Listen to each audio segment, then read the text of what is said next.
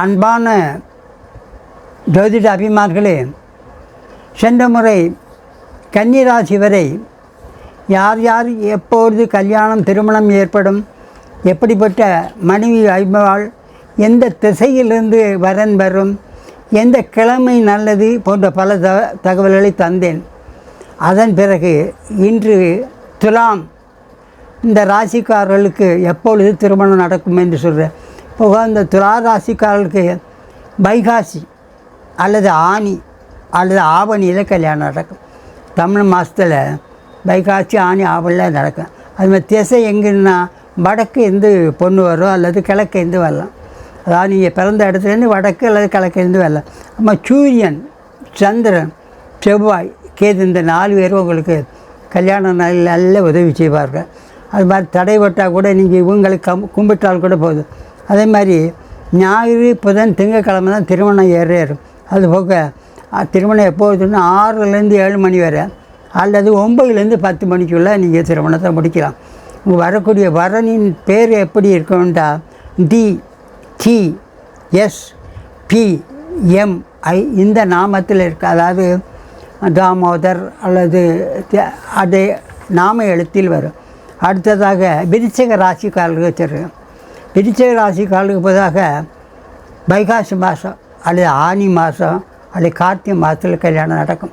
பொதுவாக இது அந்த காலத்து சித்தர்கள் எழுதி வைத்தது தான். நம்ம தெற்கு அல்லது வடக்கு இருந்து வரன் வரும். அதேபோல் சூரியன், வியாழன், வெள்ளி இவங்கெல்லாம் உங்களுக்கு பேருதவி செய்வார்கள். அதேபோல் 6லேருந்து 10 அல்லது 10:30 மணிக்குள்ளே கல்யாணம் நடக்கிறது நல்லது. அதே மாதிரி நாம நட்சம் என்னன்னா LWXHB இந்த எழுத்தில் பேர்களில் பொண்ணு அமையலாம், மாப்பிள்ளை அமையலாம். அதுக்கு அடுத்த தனுசு ராசிக்காலுக்கு சொல்கிறதுக்கு தனுசு ராசிக்காலுக்கு ஆனி, ஐப்பசி, கார்த்திகை மாசில் கல்யாணம் நடக்கும். அதாவது தமிழ் மாதத்தில். அது மாதிரி வடக்கு அல்லது தெற்கில் இருந்தால் வரணும். நம்ம ஞாயிற்றுக்கிழமை, திங்கக்கிழமை, புதன்கிழமை, வெள்ளிக்கிழமை திருமணத்துக்கு உத்தியம். அதே மாதிரி குரு, புதன், ராகு, கேது கூட உங்களுக்கு தடை இல்லாமல் உதவி பெறுவார்கள். அதேமாதிரி நாம எழுத்து RMSP இந்த எழுத்தில் பேருடைய பொண்ணும் வரணும் அமையலாம்.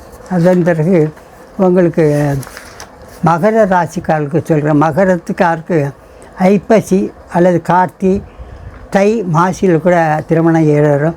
அது மேற்கு அல்லது தெற்குலேருந்து மணமகள் அல்லது மணமகள் வருவார்.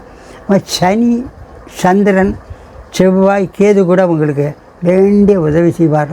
திருமணம் தடைபட்டால் அவர்களைத்தான் கொம்பட வேண்டும். அது மாதிரி புதன், வெள்ளி நல்ல நாட்கள். அது மாதிரி நேரம் 6லேருந்து 7 மணி இல்லை 9லேருந்து 10 மணிக்குள்ளே திருமணம் நடத்தலாம். அதே மாதிரி ABFGR இந்த நாம எழுத்தில் தான் உங்களுக்கு வரன் அமையும்.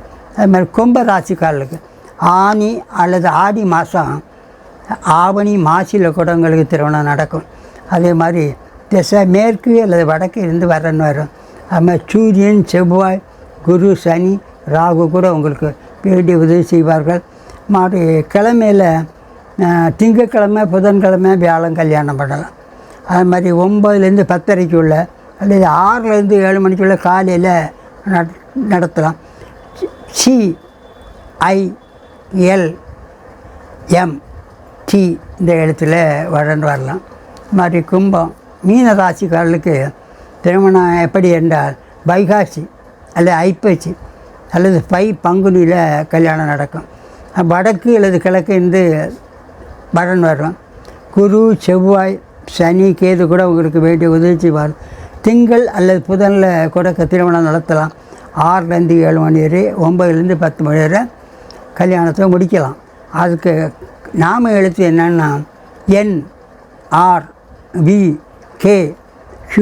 இந்த மாதிரி எழுத்தில் வரன் வந்தால் இமீடியட்டாக செய்வோம்.